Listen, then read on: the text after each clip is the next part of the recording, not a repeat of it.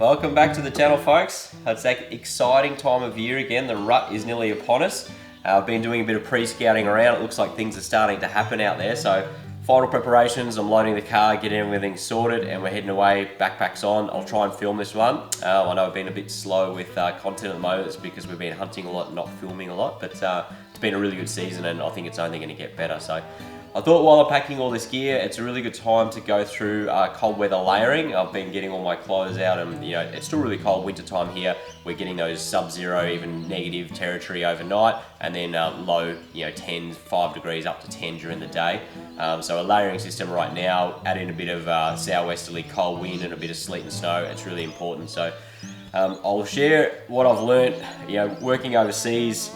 When I was guiding and working overseas a lot, I used to have customers come from all over the world that were from hot climates, cold climates, and we were dealing with negative 20 degrees Celsius, which it's getting on the borderline where it can be quite dangerous if you don't get the appropriate clothing. So we don't get that cold down here, but you can still get really exposed, and I think it is an important thing, but it also helps you stay comfortable so you can stay out for a bit longer.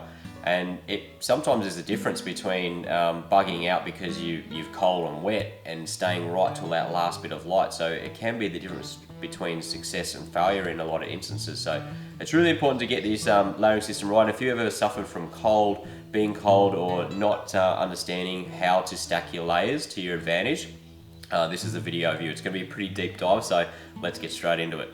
Okay, so to get a better understanding of why some fabrics work better than others, I've got a little demonstration here to share with you that just kind of highlights the strengths and weaknesses of the kind of the main fabrics that are out there that garment manufacturers are using. So I've got some socks here of different constructs, and you can see they're at total saturation point.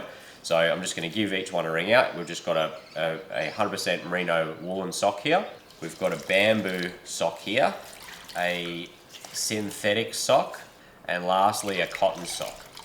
Okay, so our 4 socks, and they're all good in their own right, used in the right environments, but there's a few reasons why we'll kind of knock out a few for intents and purposes of cold weather that we're not going to use, and that applies not only to your footwear but to your overall layering system.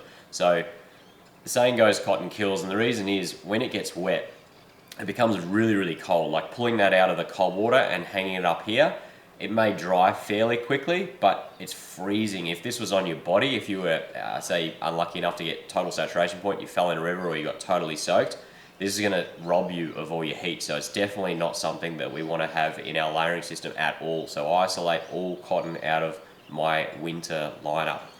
Bamboo, it's a great thing when it's dry, but again, the drying time on it is horrendous. Once it hits total saturation point, honestly, that could take 2, maybe 3 days to dry out. So we want to avoid, as comfy as it is, we want to avoid any of the bamboo stuff for our winter layouts as well. Synthetic is really good. It's hard wearing.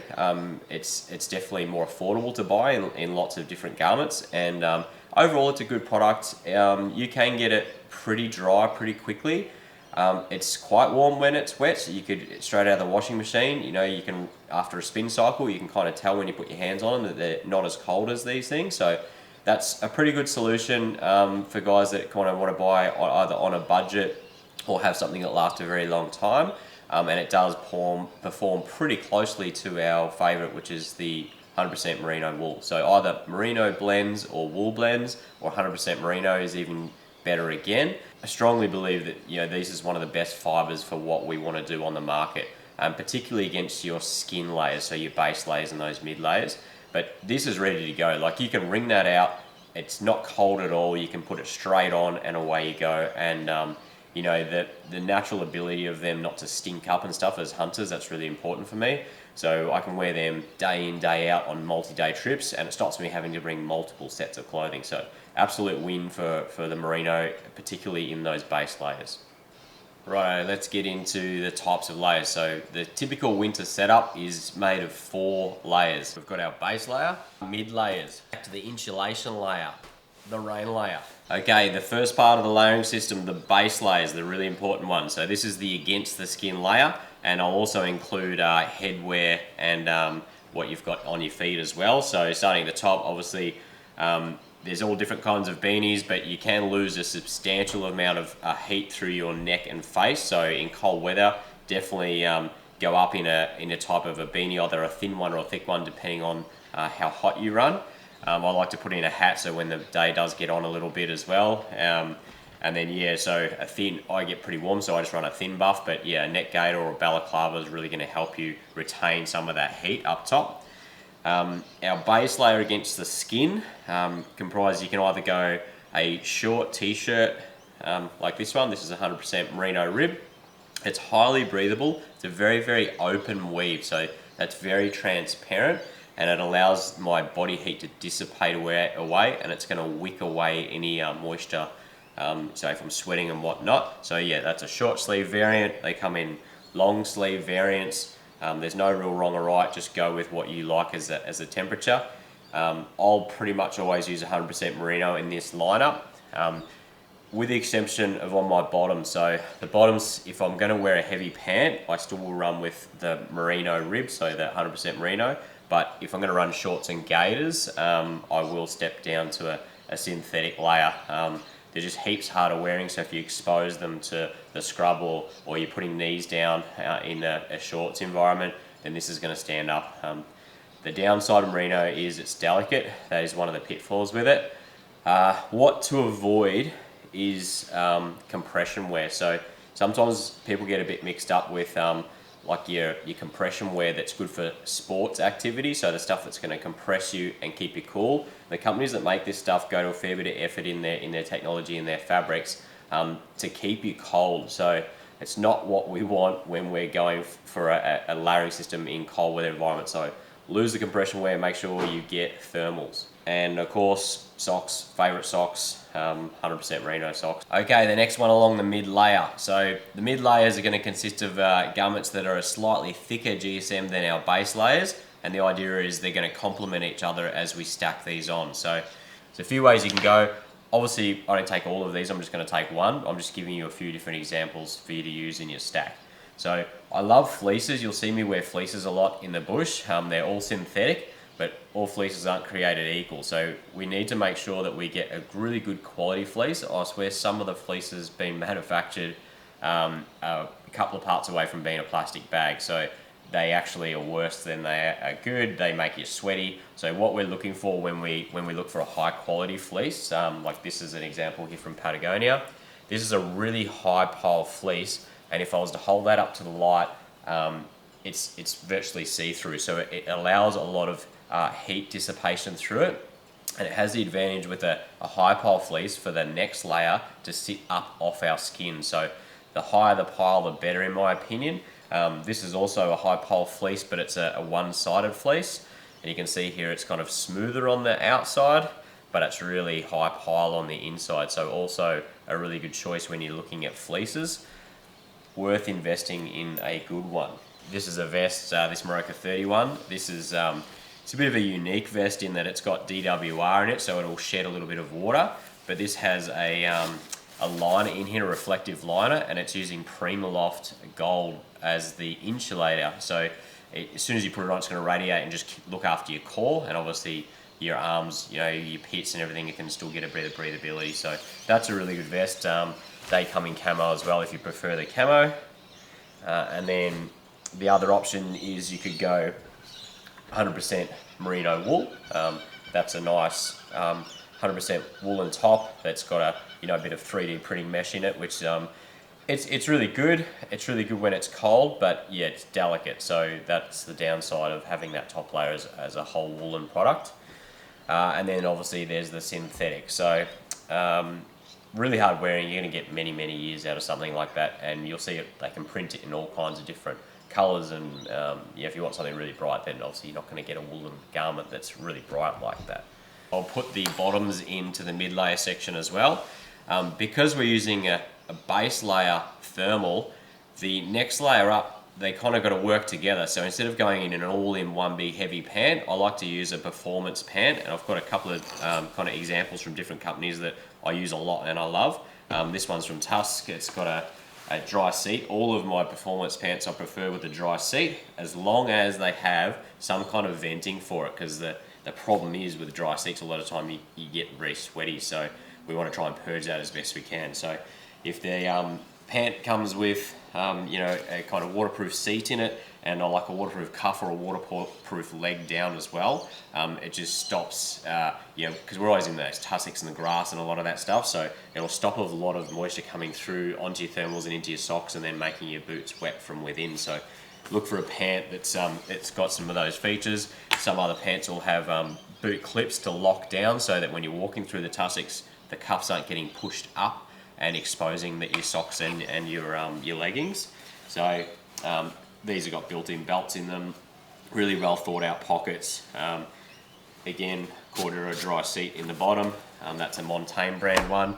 And then lastly, you can tell I use these a lot, they've still got a lot of blood on them, is the Maroka 30 hybrid pant. Big vents down the side to get that airflow going through. Also has those cuff loops in them. None of these pants really give you much insulation, so they're not a very warm pant. That's why we're using that base layer to give us the warmth. Okay, let's move up in the stack to the insulation layer. So there's a couple of ways you can go here. We'll start with the tops and then we'll get into the bottoms. This is where we'll start to introduce things like down, so we're talking duck down, goose down, or we'll go for the synthetic, being Primaloft and things like that. So the goose down is absolutely one of the best insulators out there. It has a few kind of pros and cons to it. The pros are it's going to give you really lightweight garment, but it's also very packable, so they scrunch down and I can fit this whole jacket in the palm of my hand.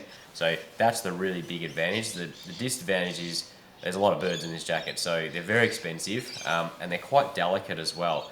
And probably the fundamental thing, if it's dry cold, these are great, but if we know we're going to have wet weather, there is susceptible, once they hit total saturation, to lose a lot of their loft, so they're not going to keep you as warm as, say, a synthetic jacket would be if it was exposed to the same kind of water. So keep that in mind. You might have to get one of each and just kind of take the jacket appropriate to the conditions. Typically the feathers are going to be a bit harder to wash as well, so if you're packing out and you've got a big ruddy stag fur on your back and it's got mud and blood and all that kind of stuff, and you get into this, it's kind of the thing you want to separate from that. So that's why for hunting I do prefer to go with a synthetic line, just because they're a bit easier to look after and care for.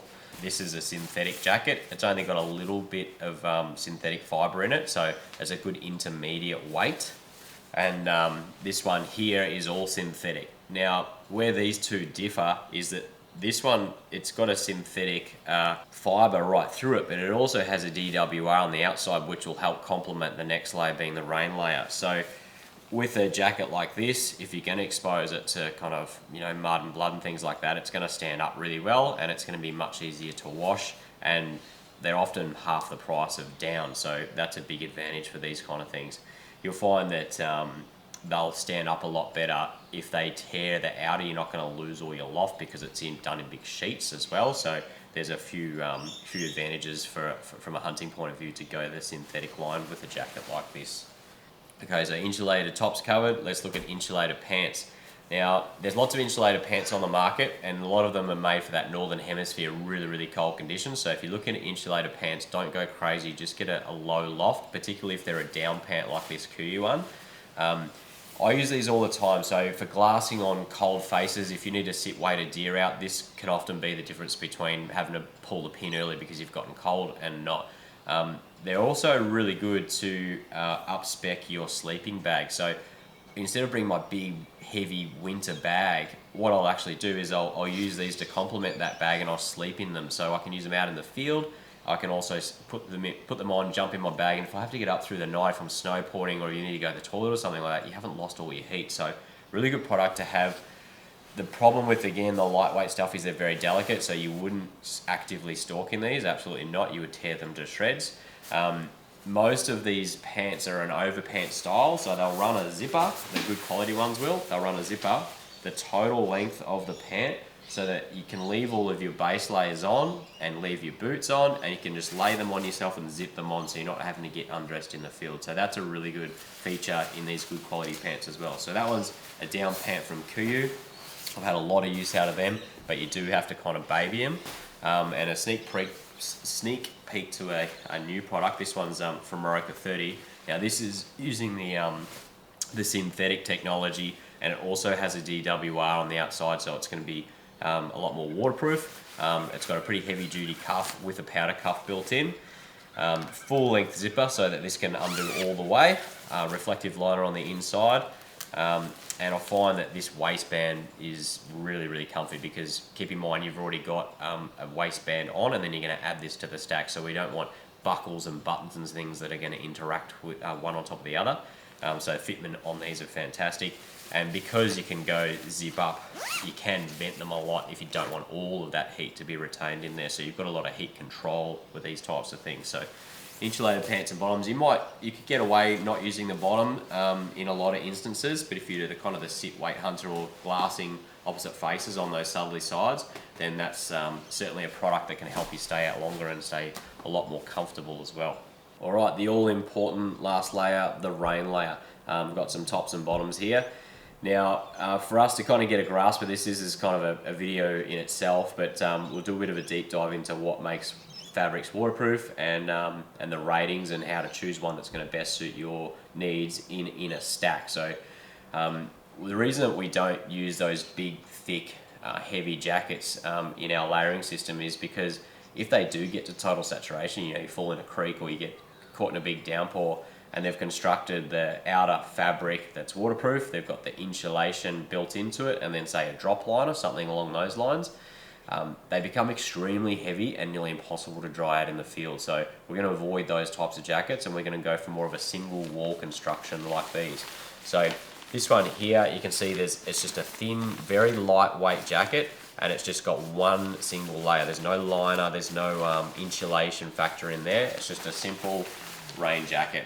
Now, companies that make really good jackets will give you two ratings. You're going to have a waterhead rating and a breathability rating. So we'll get into why those two ratings are really important and what to look for when selecting a rain jacket. You'll often see on a jacket it'll say it's 10K waterproof or 20K waterproof.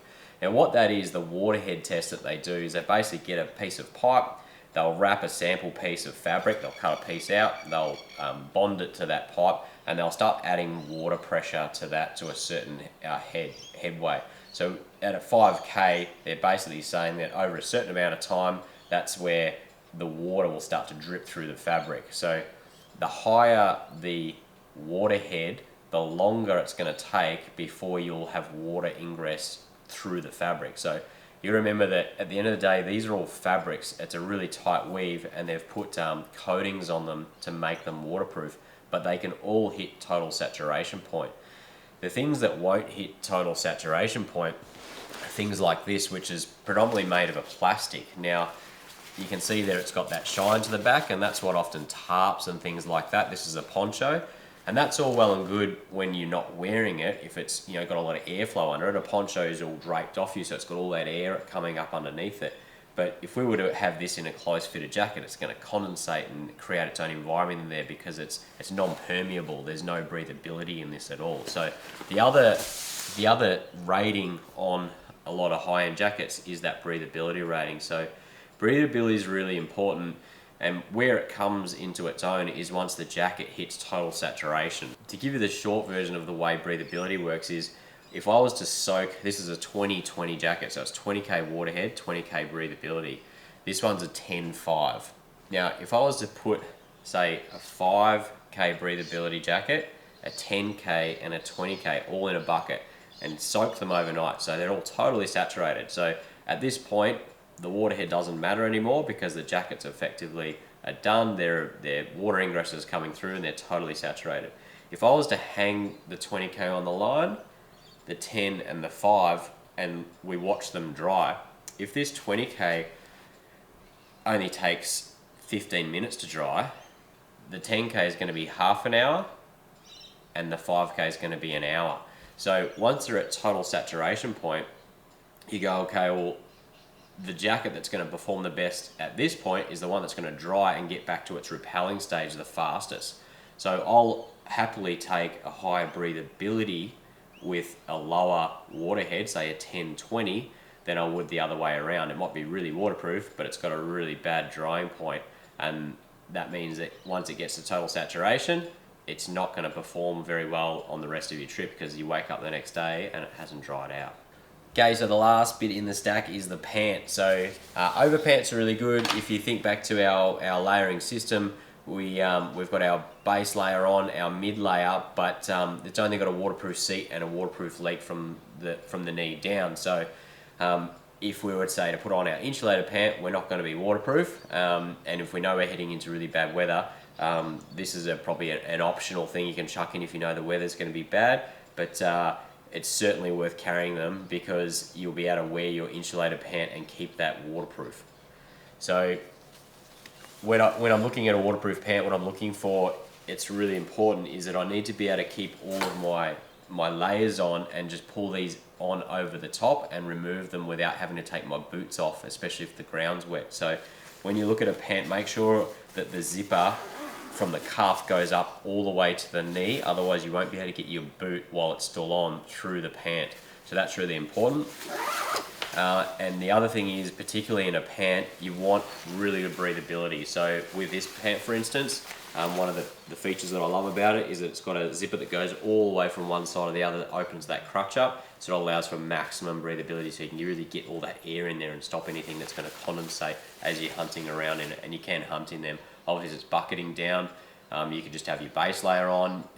You could have your insulated layer on. It's going to protect that insulated layer. So that's a really good thing if you've got really adverse weather to have in your kit. I've used them, even rafting and in Fjordland when we had absolute terrible weather, sitting and waiting out red deer. So we'll finish this off with a bit of a recap and what I'm actually going to be taking on this next hunt and this next backpacking trip. Obviously I'll be wearing some of this and some of this is going to go into my pack. So as you can see, there's really not that much here.